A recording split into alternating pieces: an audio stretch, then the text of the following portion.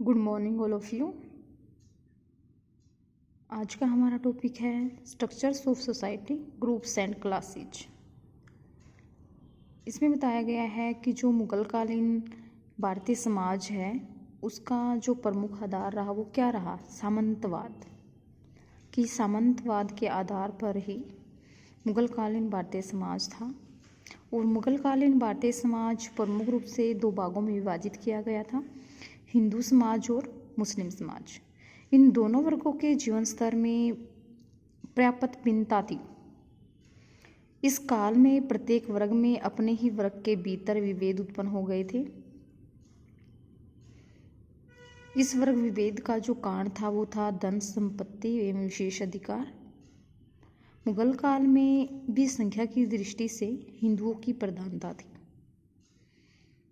अकबर से लेकर औरंगजेब के शासनकाल के प्रारंभिक वर्षों तक वे उच्च पदों पर आसीन रहे थे और हिंदुओं तथा मुसलमानों में यथासंभव भेदभाव नहीं किया गया था। मुस्लिम समाज प्रमुख रूप से दो भागों में बटा हुआ था। प्रथम था विदेशी मुसलमान और द्वितीय था भारतीय मुसलमान। कि विदेशी मुसलमानों में तुर्क, अरब, ईरानी आदि थे और जो भारतीय थे वो मुसलमान थे जो इस देश में रहते थे, जिनके पूर्वजों ने इस्लाम धर्म अपना लिया था। और मुस्लिम समाज भी चार भागों में विभाजित था, सैयद, शेख, मुगल तथा पठान। सैयद अपने को मोहम्मद साहब की पुत्री फातिमा का पुत्र मानते थे। जो सैयद है जो वो अपने आप को क्या मानते थे, मोहम्मद साहब की पुत्री का जो फातिमा है उसका पुत्र। शेख मूल रूप से अरब देश के निवासी थे और मुगल मंगोल थे और पठान पश्तो भाषा भाषी थे। मुस्लिम समाज प्रमुख रूप से एशिया तथा सुन्नी में विभाजित था और मुगल सम्राट सुन्नी थे। स्तर की दृष्टि से जो मुस्लिम समाज है वो तीन वर्ग में था, सम्राट एवं उसके अमीर का वर्ग, उलेमा वर्ग और साधारण मुस्लिम वर्ग। तीसरे वर्ग में छोटे व्यापारी, दुकानदार, राजकीय कर्मचारी, कृषक, कारीगर, नौकर चाकर आदि आते थे और इस वर्ग का जो जीवन सरल था और आडंबरों से रहित था। सम्राट एवं अमीर वर्ग के लोग ऐशोआराम का जीवन व्यतीत करने लग गए थे और राजकीय आय का जो अधिकांश भाग है उन पर ही खर्च होता था। उलेमाओं का भी इस राज्य पर प्रभाव था। सल्तनतकालीन सामाजिक संरचना में इस काल में कुछ परिवर्तन भी हुए। प्रोफेसर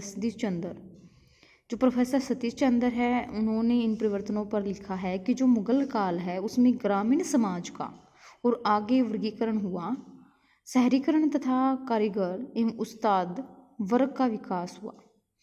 दफ्तरशाहीकरण और वाणिज्यीकरण के साथ साथ एक सामयिक शासक वर्ग विकसित हुआ। मध्यवर्गीय वर्गों का विकास तथा व्यापारिक वर्गों का शुद्धिकरण हुआ था।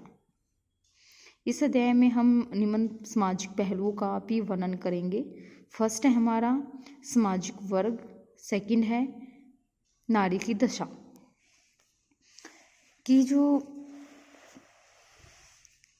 सामाजिक वर्ग है, सामाजिक वर्ग में मुगल कालीन जो वर्गों का अध्ययन किया गया है। फर्स्ट है हमारा उलेमा वर्ग, सेकंड है अमीर वर्ग, थर्ड है जमींदार वर्ग, फोर्थ है किसान, फिफ्थ है कारीगर, सिक्स खेतीहर मजदूर, सेवन हमारा दास। फर्स्ट करेंगे हम उलेमा वर्ग। उलेमा वर्ग क्या है कि इस्लाम के धर्मत्व को जानने वाले वर्ग को, जो इस्लाम धर्म है उसके जो धर्म तत्व को जानने वाला जो वर्ग है वो कहलाता है उलेमा वर्ग। और उलेमा शब्द इल्म से बना है जिसका अर्थ हम ज्ञान मानते हैं कि ज्ञान ही इल्म है, और इस प्रकार ज्ञानवान लोगों के वर्ग को उलेमा कहा जाता है। मुस्लिम जगत में उलेमा वर्ग इस्लाम की धार्मिक मान्यताओं की जानकारी देता था, कानूनों की व्याख्या करता था और लोगों को धर्म के अनुसार चलने की जानकारी देता था। कलम के धनी होने के कारण इस्लाम में इस वर्ग के लोगों को अहल एक कलम कहा जाता था और इस वर्ग के लोग विद्वान, कवि, साहित्यकार तथा धार्मिक व्यक्ति होते थे। उलेमाओं की दो श्रेणियां होती थी, उलमा ए आखिरत एवं उलमा ए दुनिया। उलमाए आखिरत सांसारिक मोह माया से दूर रहते थे। वे अपना समय चिंतन मनन अध्ययन एवं अध्यापन में लगाते थे। उलेमाए दुनिया सांसारिक होते थे। वे अध्यापक, काजी, मुफ्ती, सदर आदि पदों पर नियुक्त किए जाते थे। भारतीय राजनीति तथा मुस्लिम समाज पर उलेमा वर्ग का काफ़ी प्रभाव था। यह वर्ग अपने अधिकारों तथा प्रभावों के प्रति सचेत और सुव्यवस्थित भी था। देश के न्याय संबंधी पदों पर तथा धार्मिक तथा शैक्षणिक नौकरियों पर इनका अधिकार रहता था। इनमें से अनेक इमाम, मुहतसिब जिसको हम बोल सकते हैं, मुफ्ती तथा काजी के पदों पर कार्य करते थे। कुछ लोग धर्म प्रचार में भी लगे हुए थे। नेक्स्ट है हमारा मुगल शासन काल में उलेमा वर्ग का जो शासन है वो यथेष्ट प्रभाव वाला था। इन्हें काजी, आदिल, मुफ्ती, सदर उसदूर, मुहस्सिब आदि पदों पर भी नियुक्त किया जाता था। मुगल शासक वर्ग कानून की व्याख्या के लिए और उलेमा वर्ग पर आश्रित रहते थे, परंतु जो मुगल बादशाहों ने राज्य शासन पर उलेमा वर्ग के बढ़ते प्रभाव को समाप्त करने का भी प्रयास किया था।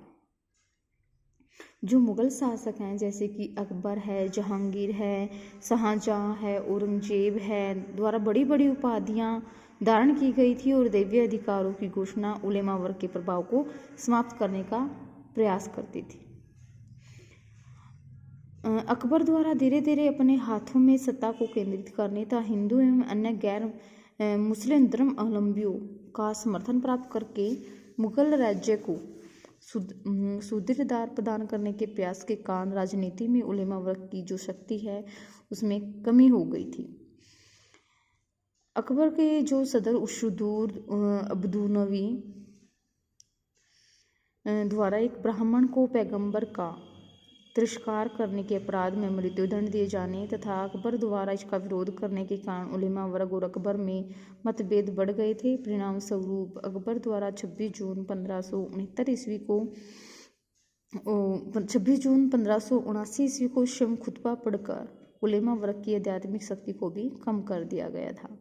उलेमाओं की रूढ़िवादिता समाप्त करने के लिए अकबर ने सितंबर 1579 ईस्वी में मसजद जारी किया। इसके अनुसार वह विवादग्रस्त धार्मिक तथा राजनीतिक मामलों में मुस्लिम न्याय शास्त्रियों द्वारा प्रतिपादित विभिन्न मतों में से राज्य के हित में किसी एक को चुन सकता है और इस प्रकार से उलेमा वर्ग की शक्तियां क्षीण हो गई।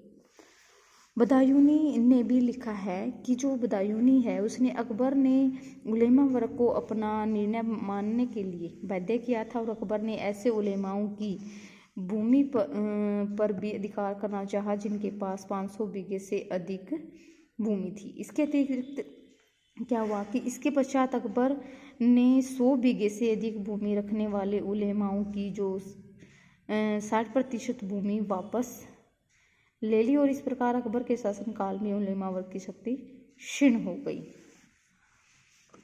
नेक्स्ट है हमारा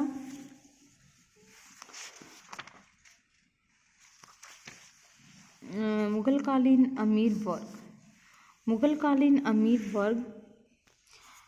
मुगलकालीन अमीर वर्ग में आएगा हमारा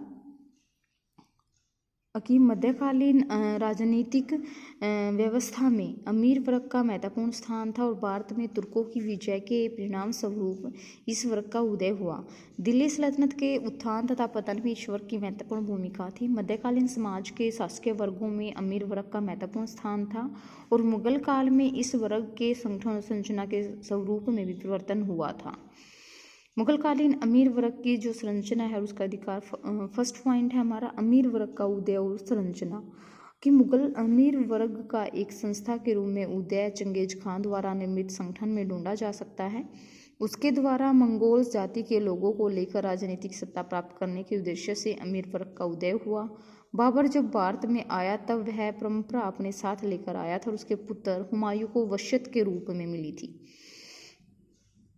परंतु इस परंपरा को विकसित करने का श्रेय अकबर को जाता है। बाबर के समय में अभिजात वर्ग को बैग कहा जाता था।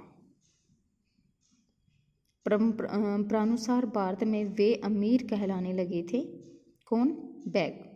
मुगल अमीर वर्ग अपने विकास के प्रथम चरण बाबर व हुमायूं तथा अकबर के शासनकाल के प्रारंभिक कुछ वर्षों में एक सुसंगठित बहुजातीय समूह के रूप में उभर कर सामने आए थे और इस अमीर वर्ग में तुरानी, ईरानी, अफगान, शेख ज़ादा, राजपूत आदि शामिल थे। और बाद में 17वीं सदी में दक्षिण में मुगल सत्ता के विकास के साथ ही बीजापुरी, हैदराबादी मुसलमानों और मराठों का भी अमीर वर्ग में समावेश हुआ।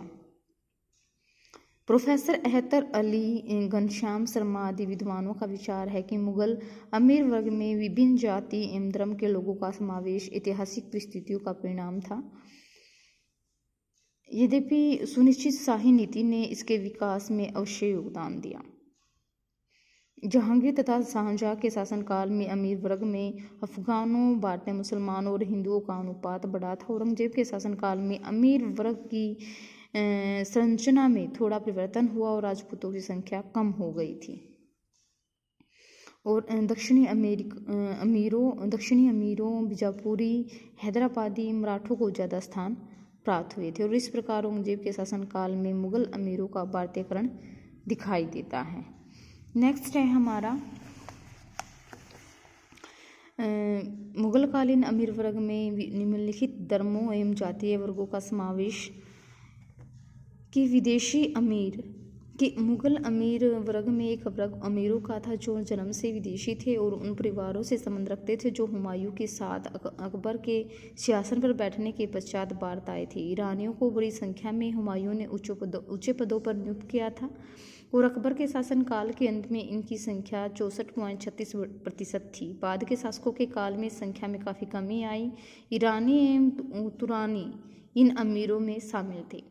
सेकंड पॉइंट है अफगान अमीर। मुगल अमीरों में एक वर्ग अफगानों का भी था। बाबर की भारत विजय के पश्चात कुछ अफगान अमीरों ने विजेता मुगल शासक के साथ समझौता कर लिया और अकबर ने अफगानों को सत्ता से दूर रखा। जहांगीर ने इन्हें प्रोत्साहन दिया। औरंगजेब के काल में भी अफगानों की संख्या बनी रही। वस्तुतः मुगल शासकों के मन में अफगानों के प्रति तिरस्कार की भावना के कारण शासन में इनकी संख्या काफ़ी कम रही। थर्ड पॉइंट है भारतीय मुसलमान कि अकबर ने अपने शासनकाल में मुस्लिम वर्ग के सभी वर्गों का समर्थन प्राप्त करने के लिए भारतीय मुसलमानों को अमीर वर्ग में शामिल किया। इनमें सैयद और कम्बूज प्रमुख हैं। अकबर के उत्तराधिकारियों के समय में भी भारतीय मुसलमानों का अमीर वर्ग में प्रवेश जारी रहा, यद्यपि इनकी संख्या कम हो गई। फोर्थ पॉइंट है आपका राजपूत। प्रोफेसर सतीश चंद्र की मान्यता है कि अकबर द्वारा अमीरों के विभिन्न जातीय, धार्मिक एवं प्रांतीय गुटों के मध्य शक्ति संतुलन बनाने के उद्देश्य से अकबर ने राजपूतों को भी अमीर वर्ग में शामिल किया। आईने अकबरी के अनुसार अकबर के शासनकाल में 500 या उससे अधिक जात पद संख्या के कुल 184 मनसबदारों में राजपूत मनसबदारों की संख्या 27 थी। अकबर के उत्तराधिकारियों ने भी राजपूतों को अमीर वर्ग में जगह दी और औरंगजेब के शासनकाल में इनकी संख्या में कमी आई। फिफ्थ पॉइंट है दक्षिणी कि मुगल अमीर वर्ग का पांचवा वर्ग दक्षिणी अमीरों का था। दक्षिणी राज्यों से संबंधित अमीरों को जिन्होंने बाद में मुगलों की सेवा स्वीकार कर ली थी वो दक्षिणी अमीर कहा जाता था। दक्षिणी अमीरों का प्रवेश औरंगजेब के काल की महत्वपूर्ण घटना थी। इससे पूर्व इनकी संख्या काफ़ी कम थी। दक्षिणी अमीरों में बीजापुरी, गोलकुंडा, हैदराबादी, मुसलमान एवं मराठे शामिल थे। आगे इसमें आप देखोगे कि दिखाया गया है कि मुगल अमीर वर्ग की संरचना किस तरह थी अकबर औरंगजेब के काल में। अकबर के समय में 500 या इससे एवं अधिक के मनसबदार थे। इन्होंने एक तालिका दिखाई गई है कि अवधि की संख्या अमीरों, तुरानी, ईरानी, मुसलमान, भारतीय और औरंगजेब का काल भी दिखाया गया है कि औरंगजेब के काल जो 1679 से 1707 ईस्वी तक था। इसमें कुल मनसबदार कितने थे, तुरानी कितने थे, भारतीय मुसलमान कितने थे, राजपूत, अन्य हिंदू, कुछ मुसलमान और जैसे कि मराठा, अफगान, ईरानी, इस तरह की जो तालिका दी गई है ये वेरी इंपॉर्टेंट है, ये भी आपको करनी है। नेक्स्ट है आपका अमीर वर्ग का संगठन कि अमीर वर्ग का संगठन किस तरह से था कि अकबर तथा जहांगीर ने मनसबदारी व्यवस्था, नियमित पदोन्नति, अनुशासन तथा शाही सेवा में योग्य व्यक्तियों की भर्ती द्वारा अमीर वर्ग का संगठन किया गया। ठीक है। मुगल अमीर वर्ग ऐसे लोगों का बोध कराता था जो न केवल उच्चतम स्तर पर शासन कार्यों से जुड़े हुए थे, बल्कि जो संस्कृति और शालीनता का एक विशिष्ट स्तर भी प्रतिबिंबित करते थे। अमीर पद बादशाह, मीर बख्शी एवं अन्य प्रधान अमीरों की सिफारिश पर प्रदान करता था। अमीरों की पदोन्नति अवनति उन्हें दंडित करने का अधिकार बादशाह के पास था। अमीर वर्ग का संगठन मनसबदारी व्यवस्था के ढांचे में ही रहता था।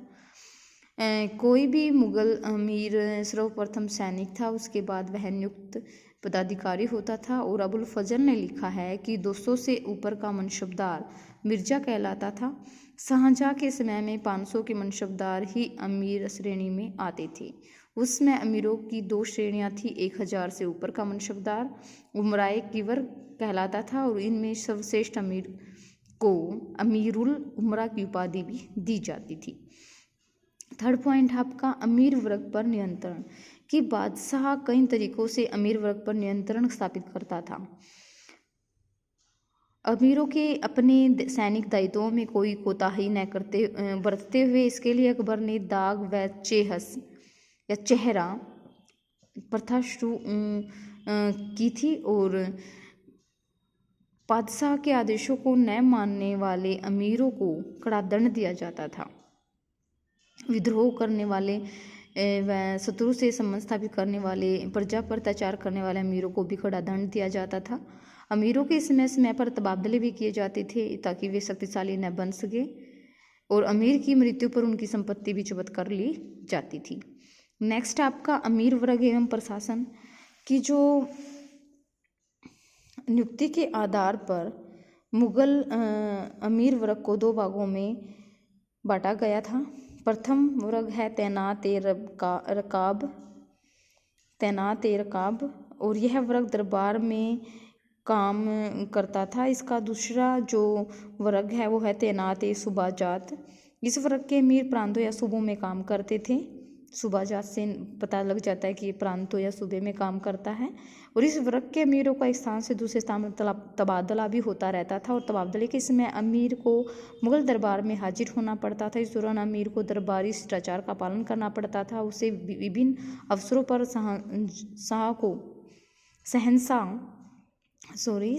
पर शहंशाह को नजराने भेंट करने पड़ते थे, जिसे पेशकश कहते थे। ये आपने देखा होगा झांसी की रानी जब तात्या टोपे उनके गुलाम बन गए थे ब्रिटिश सरकार के, तो कोई भी नया गवर्नर या कोई भी उच्च पद पर आता तो उनको क्या करना पड़ता, नजराना देना पड़ता था। तो दरबारी शिष्टाचारों का उद्देश्य अफसरों पर, अमीरों पर बादशाह की प्रतिष्ठा और सत्ता का प्रभाव बनाए रखना था। मुगल अमीरों को सैनिक, नागरिक तथा वित्तीय सभी प्रकार के कार्य करने पड़ते थे।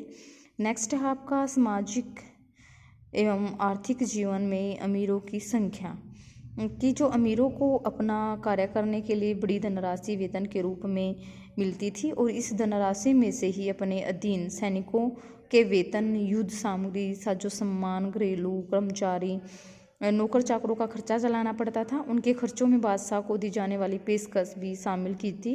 इन सभी खर्चों के बावजूद भी अमीरों के पास एक बड़ी रकम बची जाती थी, जिसका उपयोग ये लोग अपनी विलासिता की जिंदगी जीने में खर्च करते थे। क्योंकि मुगल अमीर एक प्रकार से अर्ध स्वतंत्र थे, अतः ये लोग भी मुगल बादशाहों के समान आडंबरपूर्ण जीवन व्यतीत करते थे। और अनेक इतिहासकारों का मत है कि जो मुगलिया अमीर वर्ग धन कमाने की बजाय उसे खर्च करना ज़्यादा पसंद करते थे। परिणाम स्वरूप ज़्यादातर अमीर वर्ग अपनी मृत्यु के पश्चात बड़े बड़े कर्जे छोड़ जाते थे, परंतु कुछ अमीरों के पास अपना अपार धन होता था। और इसी के साथ ही हमारा 6 पॉइंट है अमीर वर्ग व राजनीति। अमीर वर्ग और राजनीति में हम करेंगे कि जो अमीर वर्ग का जो मुगल राजनीति में जो स्थान था वो बहुत ही महत्वपूर्ण था। और अमीर वर्ग की जो योग्यता थी, कर्तव्य थे, परायणता थी, भक्ति ने जहाँ एक तरफ मुगल साम्राज्य का विस्तार किया, वही स्थायित्व प्रदान किया, और दूसरी तरफ कई बार अनेक अमीरों ने मुगल शहजादों व अन्य अमीरों के साथ मिलकर साम्राज्य को अस्थिर करने का भी प्रयास किया था। उत्तरकालीन जो मुगल सम्राटों के समय में तो इनका हस्तक्षेप इस कदर बढ़ गया कि कई महत्वाकांक्षी अमीरों ने राजगद्दी दिलाने में शहजादों की मदद की और सम्राटों को अपने हाथों की कठपुतली भी बना लिया था। औरंगजेब की मृत्यु के पश्चात कमजोर मुगल सम्राटों के समय में कई अमीरों ने अपने स्वतंत्र राज्य स्थापित कर लिए और मुगल साम्राज्य के विघटन का भी मार्ग तैयार किया। उन्होंने बताया कि साथ में ही अकबर के शासनकाल के प्रारंभिक वर्षों में बैरम खां एक प्रकार से मुगल सत्ता पर कब्जा कर लिया था उन्होंने, और 1560 से ईस्वी से ही बैरम खां की मृत्यु के पश्चात उजबेयों और मिर्जाओं के अमीर वर्ग ने 1561 से 67 के बीच कई बार बगावत की, परंतु अकबर ने इन्हें कुचल दिया था। और अंत में हम कहेंगे कि जो समसामयिक ऐतिहासिक परिस्थितियां हैं और राजनीतिक उद्देश्यों के साथ अकबर के काल में जिस अमीर वर्ग का उदय हुआ उसने मुगल साम्राज्य की स्थापना एवं उसके विस्तार तथा समेकन में महत्वपूर्ण भूमिका अदा की थी, और इस वर्ग ने अपने राजनीतिक, सैनिक और सामाजिक सांस्कृतिक दायित्वों का बखूबी निर्वाह करके मुगल साम्राज्य को सुदृढ़ आधार प्रदान किया था। नेक्स्ट है हमारा जमींदार वर्ग।